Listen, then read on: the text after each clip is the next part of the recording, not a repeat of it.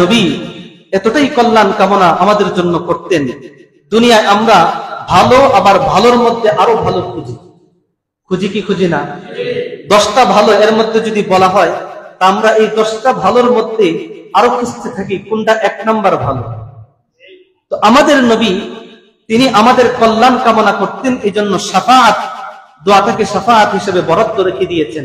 আবার আমাদের কল্যাণ কিভাবে বেশি হয় সেটার ফিকিরও আল্লাহর কাছে তিনি করতেন। কিভাবে? আতানি আতিম মিন ইনদি রাব্বি, আল্লাহর পক্ষ থেকে একজন মহান ফেরেশতা আমার কাছে আসলেন। ফাখায়্যারানি বাইনা আন ইউদখিলা নিসফা উম্মতি আল জান্নাহ, আমার উম্মতের মধ্যে অর্ধেক মানুষকে তিনি জান্নাতের মধ্যে প্রবেশ করিয়ে দিবেন। আর আরেকটা অপশন দিলেন, অথবা আপনি আপনার উম্মতের জন্য সুপারিশ করবেন। কয়টা অপশন? হয় আল্লাহ আপনার উম্মতের অর্ধেককে জান্নাতে প্রবেশ করিয়ে দিবেন, আর আরেকটা সুযোগ হলো অর্ধেক উম্মত না, আপনি যার পক্ষে ইচ্ছা তার জন্য আপনি সুপারিশ করতে পারবেন। এখন বলুন কোনটা ভালো হবে? অর্ধেক উম্মত চলে যাবে এটা ভালো, না সুপারিশ করা এটা ভালো? অর্ধেক উম্মত বলে এরপরে আর কোন সুযোগ থাকবে না। আর যদি সুপারিশ গ্রহণ করেন উম্মতের জন্য বেশি কল্যাণ, কারণ যা অন্তরের মধ্যে অনুপরিমাণ ঈমান থাকবে সেও মুক্তি পেয়ে যাবে। এজন্য আল্লাহ নবী বলেন, আমি তখন সুপারিশটাকে গ্রহণ করে নিলাম। এটাই ছিল আমার আপনার নবীর কল্যাণ কামনা। আমি এই হাদিসের মধ্যে রাসূল করিম সাল্লাল্লাহু আলাইহি ওয়াসাল্লামের 5টা বৈশিষ্ট্যের কথা উল্লেখ করা হয়েছে। কয়টা বৈশিষ্ট্য? আল্লাহ নবী তিনি বলেন, উআতিতু খামসান লাম ইউতাহুন্না আহাদুন ক্বাবলি, আমাকে এমন 5টা বৈশিষ্ট্য দান করা হয়েছে যেই 5টা বৈশিষ্ট্য আমার পূর্বে কাউকে দান করা হয়নি। আমার পূর্বে কাউকে দান করা হয়নি। অর্থাৎ 5টা বৈশিষ্ট্য একমাত্র কার? আমাদের নবীর। 5টা বৈশিষ্ট্য একমাত্র আমাদের নবীর। এখন এরকম কোনো কিছু আমাদের কাছে যদি থাকে যেটা অন্যের কাছে নাই, অর্থাৎ এই এলাকার মধ্যে এমন একটা বাড়ি আপনি বানিয়েছেন 1 পিস, আর কারো নাই। এমন একটা গাড়ি আপনার আছে যেটা আর কারো নাই।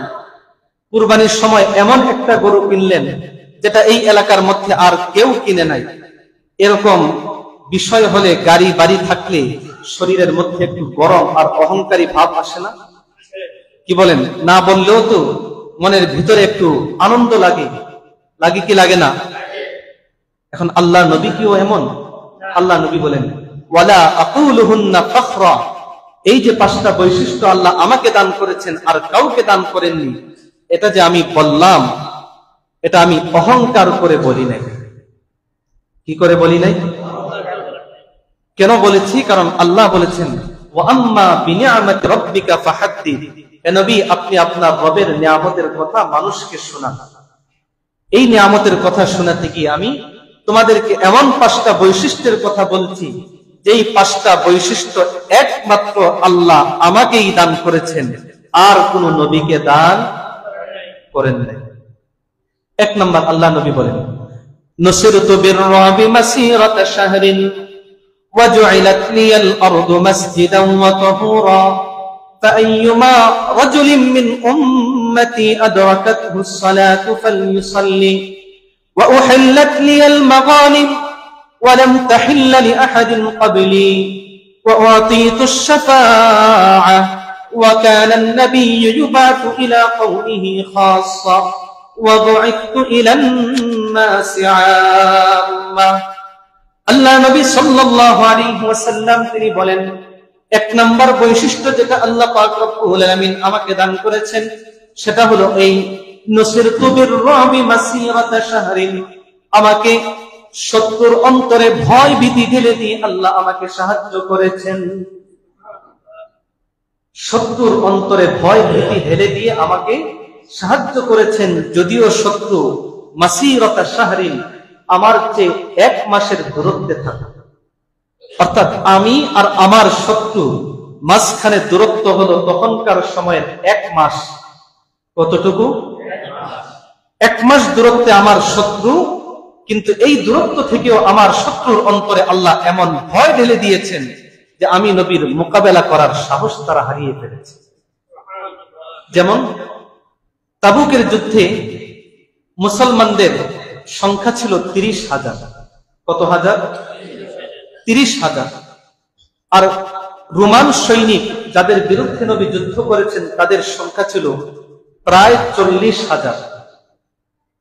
কত হাজার বেশি, কত হাজার কম? আল্লাহ নবী তারা ছিল সবাই একবারে অস্ত্রে শস্ত্রে সজ্জিত সৈন্যবাহিনী। আল্লাহ নবী যখন তাবুক এলাকায় গেলেন, দেখা গেল তারা আল্লাহর নবীর বিরুদ্ধে যুদ্ধ করবে দূরের কথা, এমন ভয় ভীতি আল্লাহ তাদের অন্তরের মধ্যে ঢেলে দিয়েছিলেন, সঞ্চার করে দিয়েছিলেন। তারা তখন বিনা যুদ্ধে, বিনা আক্রমণে আল্লাহ নবীর সামনে মাথা নত করে তারা আত্মসমর্পণ করেছে। এটাকে আল্লাহ নবী বলেছেন নুসরাতু বির-রাবি মাসিরাতা শাহরিন। 1 মাসের দূরত্ব থেকে আল্লাহ পাক রব্বুল আলামিন শত্রুর অন্তরের মধ্যে ভয় ভীতি ঢেলে দিয়ে আমাকে সাহায্য করেছেন। 2 নাম্বার যেই বৈশিষ্ট্য আল্লাহ পাক রব্বুল আলামিন আমাকে দান করেছেন, আর কোন নবীকে দান করেন নাই। ওয়াজুইলাত লিয়াল আরদু মাসজিদান ওয়া তাহুরা। আমার জন্য দুনিয়ার সমস্ত জায়গাটুকু, তামাম পৃথিবীর সমস্ত জায়গাটুকুকে আমাকে আমার জন্য নামাজের জায়গা এবং পবিত্রতার স্থান বানিয়ে দিয়েছেন। পৃথিবীর সকল জায়গা আমার নামাজের জায়গা, আমার পবিত্রতার জায়গা। অর্থ কি এটা? অর্থ হলো এই, আমাদের নবীর আগে যত নবী ছিলেন তাদের ধর্মেও নামাজ ছিল। 5 সংখ্যায় হয়তো 5 ছিল না, কারোর জন্য 1 ওয়াক্ত 2 ওয়াক্ত, কিন্তু নামাজ প্রত্যেক শরীয়তের মধ্যেই ছিল। তো এই নামাজ পড়ার ক্ষেত্রে প্রত্যেক শরীয়তের বিধান ছিল, নামাজ যদি তোমাকে পড়তে হয় তাহলে ঘরেও পড়তে পারবে না, রাস্তাঘাটে যেখানে ইচ্ছা সেখানেও পড়তে পারবে না, একমাত্র ধর্মীয় উপাসনালয়ে পড়তে হবে। কোথায়? ধর্মীয় উপাসনালয়ে পড়তে হবে। আর আল্লাহ আমাদের জন্য পৃথিবীর সমস্ত জায়গাকে মসজিদ বানিয়ে দিয়েছেন। অর্থাৎ এখন নামাজ পড়তে হলে মসজিদে যেমন পড়তে পারবো, বাড়িতেও পড়তে পারবো। মসজিদ বাড়ির বাহিরে যদি কোনো জায়গার মধ্যে নাপাক না থাকে, সেই জায়গার মধ্যেও মাঠে ময়দানে সব জায়গায় পড়া যাবে। 2 নম্বর হলো তাহুরা, এবং পুরা জমিনটাকে আমার জন্য পবিত্রতার মাধ্যম বানিয়ে দিয়েছেন। অর্থাৎ তায়াম্মুম করা যাবে। কি করা যাবে? তায়াম্মুম। অর্থাৎ আমাদের শরীয়তের পূর্বে অন্য শরীয়তের মধ্যে কি ছিল না? তায়াম্মুম ছিল না। একমাত্র আল্লাহ তাআলা আমাদেরকে বিশেষভাবে তায়াম্মুম দান করেছেন। এরপর আল্লাহ নবী বলেন, ফাআইয়ুমা রাজুলিন মিন উম্মতি আদরাকাতহু সসালাতু ফালইউসাল্লি। অতএব আমার উম্মতের মধ্যে যদি কারো কোনো জায়গায় কোনো সময় নামাজের সময় হয়ে যায়, তাহলে সে যেন ওই জায়গায় ওই সময়ে নামাজ পড়ে নেয়। ওই জায়গায় ওই সময়ে নামাজ পড়ে নেয়। অর্থ কি? মসজিদের জন্য অপেক্ষা করাটা জরুরি না। যদি নামাজ ছুটে যাওয়ার আশঙ্কা থাকে তাহলে যখন নামাজের সময় হবে, যেখানে হবে সেখানেই পড়া যাবে। পড়া অর্থাৎ সুযোগ। কি সুযোগ? এটা উত্তম না। মানে এখন আপনি ঘরের মধ্যে ফজরের সময় ঘুমিয়ে আছেন, আজান শুনলেন। এখন নবীর এই হাদিস যে তোমাদের আমার উম্মতের মধ্যে যে কারো যেখানে যে সময় নামাজের সময় হয়ে যাবে নামাজ পড়তে পারবে। অতএব আমি আমার ঘরে আছি, এখন ইচ্ছা করলে ঘরে নামাজ পড়া যাবে। নামাজ পড়া যাবে ঠিক, কিন্তু উত্তম হলো কোথায় নামাজ পড়া? মসজিদে এসে জামাতে নামাজ পড়া। কয়টা বৈশিষ্ট্য গেল? 2টা। 3 নাম্বার, ওয়া উহিল্লাত লিয়াল মাগানিম ওয়া লাম তাহিল্লা লিআহাদিন ক্বাবলি। আমার জন্য গনিমতের মালকে হালাল করা হয়েছে। অর্থাৎ যুদ্ধ শেষ হওয়ার পর, কাফের মুশরিকরা পরাজিত হওয়ার পর তারা যে সম্পদগুলো রেখে যায় এগুলো আমাদের মুসলমানদের জন্য আল্লাহ হালাল করে দিয়েছে। ওয়ালাম তাহিল্লা লিআহাদিন ক্বাবলি, আমার পূর্বে কোন নবীর জন্য এই গনিমতের মাল হালাল ছিল না। অর্থাৎ আমার পূর্বে যদি কোন নবী যুদ্ধ করতেন, কাফের মুশরিকদের কাছ থেকে কোন গনিমতের মাল লাভ করতেন, এই গনিমতের মাল তারা ভক্ষণ করতে পারতেন না, তারা এই গনিমতের মালগুলো গ্রহণ করতে পারতেন না। আসমান থেকে এক টুকরা আগুন এসে এই গনিমতের মালগুলোকে জ্বালিয়ে ফেলত। আর আমার আপনার জন্য আল্লাহ পাক রব্বুল আলামিন শত্রুর পক্ষ থেকে অর্জিত গনিমতের মালকে হালাল করে দিয়েছেন, হালাল করে দিয়েছেন। কয়টা বৈশিষ্ট্য? 4 নাম্বার, ওয়া উআতিতুশ শাফাআ, আর আমাকে 4 নাম্বার বৈশিষ্ট্য, ওয়া কানা আন-নাবিয়্যু ইউবা'আতু ইলা কওমিহি খাসসা ওয়া বু'ithtu ইলা আন-নাসি 'আম্মা, আমার পূর্বে যত নবী এই পৃথিবীতে আগমন করেছেন সমস্ত নবী তারা নির্দিষ্ট গোত্রের প্রতি আগমন করেছেন। ওয়া বু'ithtu ইলা আন-নাসি 'আম্মা, একমাত্র আমাকে আল্লাহ পাক রব্বুল আলামিন তামাম পৃথিবীর সমস্ত মানুষের জন্য প্রেরণ করেছেন। কয়টা বৈশিষ্ট্য গেল? 5 নাম্বার বৈশিষ্ট্য, ওয়া উআতিতুশ শাফাআ, আর আল্লাহ পাক রব্বুল আলামিন আমাকে মহা সুপারিশ করার অনুমতি কিয়ামতের দিন দান করবেন। কি দান করবেন? শাফাআতে কুবরা, যেদিন কিয়ামতের দিন সমস্ত মানুষ একেবারেই অস্থির হয়ে পড়বে, পেরেশান হয়ে পড়বে, চিন্তিত হয়ে পড়বে, কখন বিচার কার্য সংঘটিত হবে। কেউ আল্লাহর কাছে বলার সাহস পাবে না যে আল্লাহ আপনি একটু বিচার কার্যটা শুরু করে দেন, তাহলে আমরা কমপক্ষে এই হাসরের ময়দান থেকে, এই উত্তপ্ত গরম থেকে আমরা একটু নাজাত পেতে পারবো। এই রকমের সুপারিশ করার সাহস কেউ পাবে না, একমাত্র আমাদের নবী মুহাম্মদ সাল্লাল্লাহু আলাইহি ওয়াসাল্লাম, তিনি তখন আল্লাহর কাছে সুপারিশ করে বলবেন, আল্লাহ বিচার কার্য শুরু করুন, দুনিয়ার সমস্ত মানুষকে আপনি এই কঠিন মুসিবত থেকে মুক্তি দান করেন। আল্লাহ তখন আমাদের নবীর সুপারিশ গ্রহণ করে তখন বিচার কার্য শুরু করবেন। এজন্য আল্লাহ নবী তিনি বলেন, আনা সাইয়্যিদু ওয়ালাদি আদম ইয়াউমাল কিয়ামাহ, কিয়ামতের দিন আমি দুনিয়ার সমস্ত মানুষের মধ্যে হব সরদার। ওয়া আউয়ালু মান ইয়ানশাক্কু আনহুল কবর, সর্বপ্রথম আমার কবর ফেটে যাবে, আমি বের হয়ে আসব।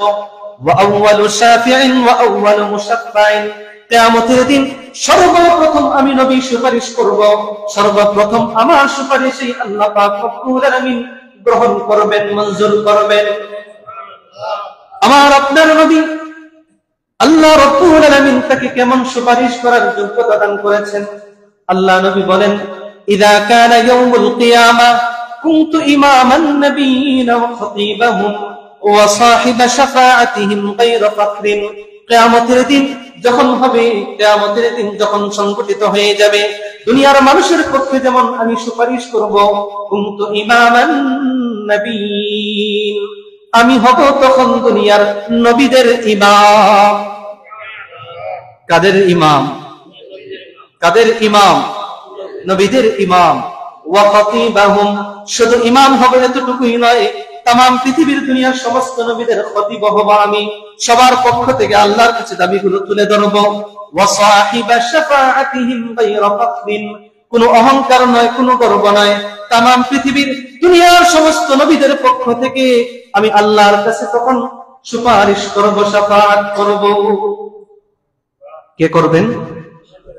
সুপারিশ করব, শাফাআত করব। এই যে এটা বলেই শেষ করব, কেউ সুপারিশ করার সাহস করবে না, একমাত্র সুপারিশ করার সাহস করবেন তিনি হলেন কে? তিনি কে? আমাদের নবী। এত সাহস তিনি কিভাবে পাবেন? যেখানে আদম নবী থেকে নিয়ে পিতাও বলবেন আমার পক্ষে সম্ভব না, ঈসা নবী তিনিও বলবেন সম্ভব না, খলিল ইব্রাহিম তিনিও বলবেন সম্ভব না, আমাদের নবী বলবেন আমি সুপারিশ করব। তার সাহসের উৎসটা কি?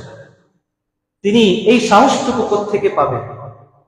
আল্লাহ নবী হাদিস শরীফের মধ্যে বলেন, লিকুল্লি নাবিয়্যিন দাওয়াতুন মুস্তাজাবা, প্রত্যেক নবীকেই আল্লাহ পাক রব্বুল আলামিন দুনিয়ার মধ্যে একটা বিশেষ দাওয়াতের সুযোগ দিয়েছিলেন, যেই দোয়াটা আল্লাহর নবী কিয়ামতের যেই দোয়াটা আল্লাহ নবী দুনিয়ার মধ্যে করবেন, আল্লাহ অবশ্যই অবশ্যই তার দোয়াটা কবুল করে নেবেন। প্রত্যেক নবীর জন্যই ছিল। আদম নবী থেকে নিয়ে ঈসা নবী পর্যন্ত সকলেই এই সুযোগটা পেয়েছেন, আমাদের নবীও পেয়েছেন। আল্লাহ নবী বলেন, ফাতাআজ্জালা কুল্লু নাবিয়্যিন দাওয়াতাহু, আদম নবী থেকে নিয়ে ঈসা নবী পর্যন্ত যত নবী ছিলেন, প্রত্যেক নবী তাদের দোয়াটাকে তারা দুনিয়ায় করে ফেলেছেন। যেমন নূহ আলাইহিস সালাতু ওয়াস সালাম, তিনি আল্লাহর কাছে বদদুয়া করেছিলেন, রব্বি লা তাযার আলাল আরদি মিনাল কাফিরিনা দাইয়ারা, হে আল্লাহ এই পৃথিবীর মধ্যে কোনো কাফেরকে আপনি বাকি রাখবেন না, সবাইকে আপনি ধ্বংস করে দেন। মুসা নবী তিনিও দোয়া করেছেন, ঈসা নবী তিনিও দোয়া করেছেন। আল্লাহ রাব্বুল আলামিন আমার আপনার নবী মুহাম্মদ সাল্লাল্লাহু আলাইহি ওয়াসাল্লামকে এই দোয়া করার সুযোগ দিয়েছিলেন। আল্লাহ নবী বলেন, এই দোয়া আমি দুনিয়ায় করে আমার সুযোগটাকে হাতছাড়া করে ফেলবো না। একটু চিন্তা করি, ভাবি, যেই নবী আমার আপনার জন্য এত ফিকির করলেন, এত কল্যাণ কামনা করলেন, আজকে সেই নবীর প্রতি আমাদের দরদ কতটুকু? আল্লাহ নবী বলেন, ওয়া ইন্নী ইখতাবাতু শাফাআত দাওয়াতি শাফাআতান লিউম্মতি ইয়াউমাল কিয়ামা, যেই দোয়া আল্লাহ রাব্বুল আলামিন আমাকে দিয়েছিলেন, আমি দোয়া করব সাথে সাথে কবুল করে নেবেন। এই দোয়াটা আমি দুনিয়ায় করব না, এই দোয়াটা আমি কিয়ামতের দিন আমার উম্মতের পক্ষে শাফাআত করার জন্য আল্লাহর কাছে রেখে দিলাম। কার জন্য রেখে দিয়েছেন? পরবর্তী তার সন্তানদের জন্য, তার আত্মীয় স্বজনের জন্য। কার জন্য? ওয়া ইন্নী ইখতাবাতু দাওয়াতি শাফাআতান লিউম্মতি ইয়াউমাল কিয়ামা, কিয়ামতের দিন আমার উম্মত যখন হাসরের ময়দানে পুলসিরাতের মধ্যে মিজানের পাল্লায় হাউজে কাউসারের মধ্যে যখন তারা আটকে যাবে, দুনিয়ার এই দোয়া ব্যবহার করে, দুনিয়ার এই দোয়াটা করে আমার উম্মতকে আমি হাসরের ময়দান থেকে পুলসিরাত থেকে ছাড়িয়ে আনবো, মিজানের পাল্লায় আমি তার পক্ষে শাফাআত করব, হাউজে কাউসারের মধ্যে আমি তার জন্য শাফাআত করব। সর্বশেষ আমার উম্মত যদি জাহান্নামের মধ্যে চলে যায়, যার অন্তরের মধ্যে সরিষার দানা পরিমাণ ঈমান থাকবে, তার জন্য আমি সুপারিশ করে তাকে বের করে আনবো। যার অন্তরের মধ্যে জবের দানা পরিমাণ ঈমান থাকবে, তার জন্য আমি সুপারিশ করে আনবো। যার অন্তরের মধ্যে অনু পরিমাণ ঈমান থাকবে, আমি নবী এই দোয়াটাকে শাফাআত হিসাবে ব্যবহার করে আমার উম্মতকে জাহান্নাম থেকে মুক্ত করেই ছাড়বো। আল্লাহর কাছে শুধু সুপারিশ করতেই থাকবেন যে আল্লাহ আমার উম্মতকে ছাড়িয়ে দেন। এক পর্যায়ে আল্লাহ বলবেন, এখন যারা জাহান্নামে আছে তাদেরকে সুপারিশ করার কোনো অনুমতি আপনার নেই, যারা আছে তাদেরকে আমি আল্লাহ জাহান্নাম থেকে বের করে দেব। এই যে আল্লাহর নবী, তিনি তার দোয়াটাকে আবু জেহেল, আবু লাহাব, উতবা, শাইবা, বদরের ময়দানে, উহুদের ময়দানে আল্লাহ নবী কষ্টের সম্মুখীন হয়েছেন কি হন নাই? ইচ্ছা করলে পারতেন না তাদেরকে একটা দোয়া করে দুনিয়া থেকে উড়িয়ে দিতে? কি বলেন, পারতেন কি পারতেন না? আল্লাহ নবী বলেন, এই দোয়াটা আমি কাফিরদের বিরুদ্ধে ব্যবহার করতে পারতাম। আবু জেহেল, আবু লাহাব, উতবা, শাইবা আমার শরীরের মধ্যে যখন নাপাক ময়লাগুলো তুলে ধরেছিল, তখন আমি আল্লাহর কাছে বদদুয়া করতে পারতাম। না না না, আমার উম্মতের জন্য আল্লাহর কাছে এই দোয়াটা শাফাআত হিসাবে বরাদ্দ রেখে দিলাম। আমাদের নবী এতটাই কল্যাণ কামনা আমাদের জন্য করতেন। দুনিয়ায় আমরা ভালো, আবার ভালোর মধ্যে আরো ভালো খুঁজি কি খুঁজি না? 10টা ভালো এর মধ্যে যদি বলা হয়, তা আমরা এই 10টা ভালোর মধ্যে আরো খুঁজতে থাকি কোনটা 1 নাম্বার ভালো। তো আমাদের নবী, তিনি আমাদের কল্যাণ কামনা করতেন, এই জন্য শাফাআত দোয়াটাকে শাফাআত হিসেবে বরাদ্দ রেখে দিয়েছেন। আবার আমাদের কল্যাণ কিভাবে বেশি হয় সেটার ফিকিরও আল্লাহর কাছে তিনি করতেন। কিভাবে? আতানি আতিম মিন ইনদি রাব্বি, আল্লাহর পক্ষ থেকে একজন মহান ফেরেশতা আমার কাছে আসলেন। ফাখায়্যারানি বাইনা আন ইউদখিলানি নিসফা উম্মতিয়াল জান্নাহ, আমার উম্মতের মধ্যে অর্ধেক মানুষকে তিনি জান্নাতের মধ্যে প্রবেশ করিয়ে দিবেন। আর আরেকটা অপশন দিলেন, অথবা আপনি আপনার উম্মতের জন্য সুপারিশ করবেন। কয়টা অপশন? হয় আল্লাহ আপনার উম্মতের অর্ধেককে জান্নাতে প্রবেশ করিয়ে দিবেন, আর আরেকটা সুযোগ হলো অর্ধেক উম্মত না, আপনি যার পক্ষে ইচ্ছা তার জন্য আপনি সুপারিশ করতে পারবেন। এখন বলুন কোনটা ভালো হবে? অর্ধেক উম্মত চলে যাবে এটা ভালো, না সুপারিশ করা এটা ভালো? অর্ধেক উম্মত বলে এরপরে আর কোনো সুযোগ থাকবে না। আর যদি সুপারিশ গ্রহণ করেন উম্মতের জন্য বেশি কল্যাণ, কারণ যার অন্তরের মধ্যে অনুপরিমাণ ঈমান থাকবে সেও মুক্তি পেয়ে যাবে। এজন্য আল্লাহ নবী বলেন, আমি তখন সুপারিশটাকে গ্রহণ করে নিলাম। এটাই ছিল আমার আপনার নবীর কল্যাণ কামনা।